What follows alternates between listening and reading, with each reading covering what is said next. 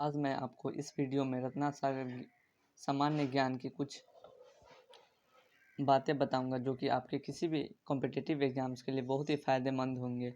तो मैं इस बुक को शुरू से आपको बताता हूं। तो फर्स्ट चैप्टर का नाम है प्रमुख भौगोलिक तथ्य एवं परिभाषाएं।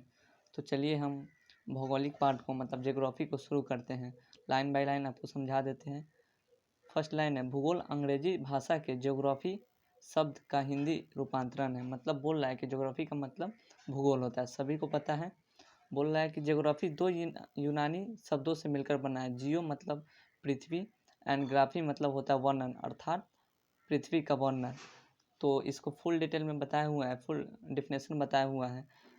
भूगोल एक ऐसा स्वतंत्र विषय है जिसका उद्देश्य लोगों को इस भूमंडल का आकाशीय पिंडों का स्थल, महासागर, जीव जंतुओं, वनस्पतियों तथा पृथ्वी के भूभागों में देखी जाने वाली प्रत्येक अन्य वस्तु का ज्ञान प्राप्त कराना है। तो कितना है भूगोल का? तो दो पार्ट है, एक भौतिक भूगोल और सेकेंड है मानव भूगोल।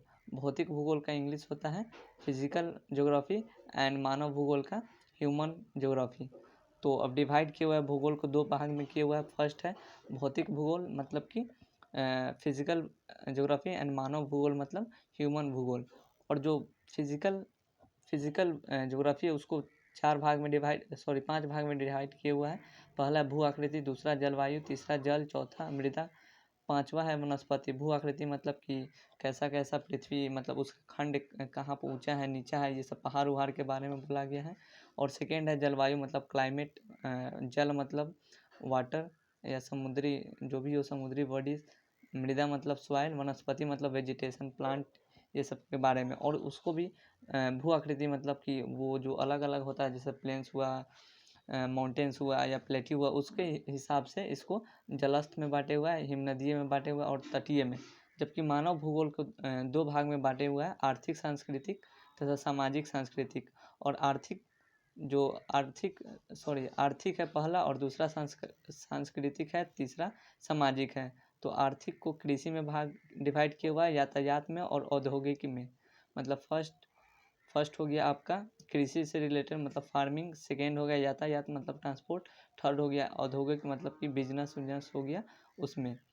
और बोल रहा है जो भौतिक भूगोल है उसका डिफिनीशन बताया हुआ है। तो बोल रहा है भौतिक भूगोल का, इसके अंतर्गत ब्रह्मांड सौरमंडल की उत्पत्ति, सूर्य, पृथ्वी सहित विभिन्न ग्रह, उपग्रहों, ग्रहों एवं उपग्रहों का संबंध, चट्टानों की संरचना, पहाड़, पठार, मैदान, भूरक्षण, निक्षेपण, अपरदन, जल, पवन, हिमानी, वायुमंडल, मौसम, ऋतु परिवर्तन, जलवायु, महासागरीय तल एवं संरचना, तापक्रम, लवणता, समुद्री निक्षेपण, धाराएं, ज्वार भाटा, हिमनद, मिट्टी, वनस्पति आदि का अध्ययन एवं विश्लेषण किया जाता है। भौतिकी भूगोल के निम्नलिखित शाखाएं। मेनली इसमें बताया गया कि भौतिक भूगोल मतलब कि जो भी हम मतलब एनवायरनमेंट में देखते हैं जैसे कि चट्टान हुआ या कोई भी सौर मंडल, मतलब कि वो ह्यूमन से रिलेटेड नहीं है, मतलब ह्यूमन के काम आता है लेकिन वो ह्यूमन से रिलेटेड, उसमें ह्यूमन का कोई भी उसमें काम नहीं होता, उसको भौतिक भूगोल मतलब कि फिजिकल ज्योग्राफी कहा जाता है। तो इसको डिवाइड किया हुआ ये उतना ज़रूरी नहीं है, तो इसको हम छोड़ दे रहे हैं, ये सबको छोड़ दे रहे हैं। बस अगर आप चाहते हैं तो पढ़ लीजिएगा, हम टेलीग्राम में इसका मतलब PDF दे देंगे, ये सब इतना ज़रूरी नहीं है। हाँ लेकिन भूकंप विज्ञान ये ज़रूरी है, जैसे कि पृथ्वी के भीतर तथा धरातल के ऊपर होने वाले भूकंप के कारणों के कारण तथा वितरण क्षेत्र एवं प्रभाव का अध्ययन किया जाता है भूकंप विज्ञान में। इसका जो भूकंप को मेजर किया जाता है सिस्मोग्राफ से किया जाता है। और इसके अलावा ऊपर उतना ज़रूरी नहीं है। उसके अलावा ये झील विज्ञान ये सब उतना पढ़ना नहीं है हम लोग के लेवल पर, अप टू 12 तक हम बता दे रहे हैं। चट्टान विज्ञान ये सब ज़रूरी नहीं है।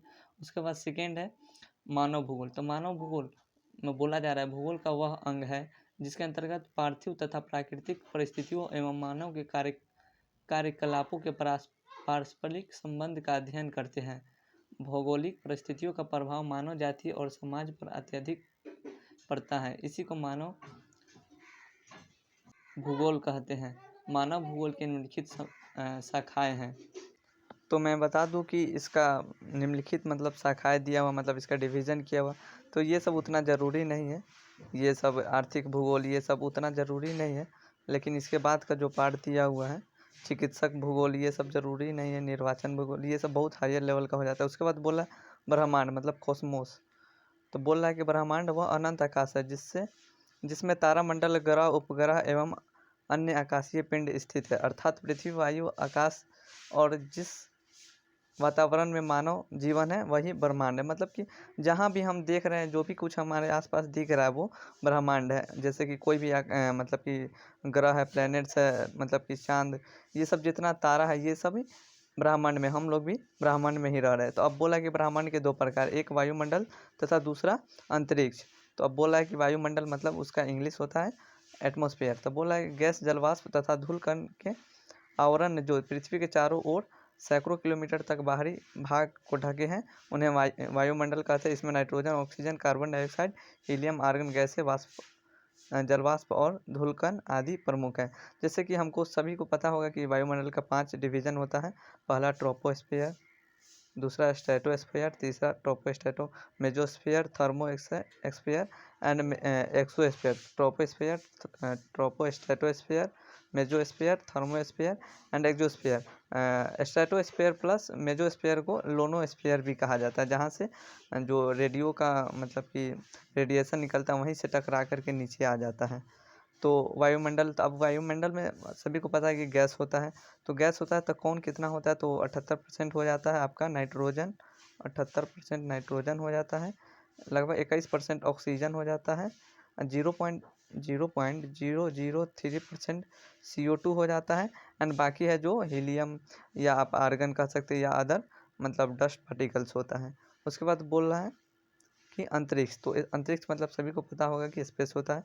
तो बोल रहा है कि पृथ्वी के वायुमंडल पर परे दिकालीय विस्तार को अंतरिक्ष कहते हैं। मतलब कि जहाँ कुछ भी नहीं है, मतलब सिर्फ डस्ट पार्टिकल ये सब है और वहाँ पर कोई भी ग्रेविटी नहीं है, मतलब कि खाली है, वहाँ पर हम आराम से तैर सकते हैं, उसे बोला जाता है अंतरिक्ष। और एक बात, अगर हम स्पेस पर घूम रहे हैं तो वहाँ पर कोई भी आवाज़, मतलब कि हम लोग जैसे बात करते हैं तो वहाँ क्लियरली सुनाई नहीं देता, क्योंकि वहाँ पर हम लोग को पता है कि साउंड को प्रोपेगेट करने के लिए हमें मीडियम की ज़रूरत होती है। लेकिन वहाँ तो मीडियम एयर है नहीं, वहाँ तो मतलब कि स्पेस है, तो वहाँ पर कोई भी मीडियम नहीं है प्रोपेगेट करने के लिए, इसलिए हमें वहाँ सुनाई नहीं देती है। और वहाँ पर हम चाहें तो मतलब कि ग्रेविटी नहीं है तो हम तैर सकते हैं, यहाँ वहाँ जा सकते हैं क्लियरली।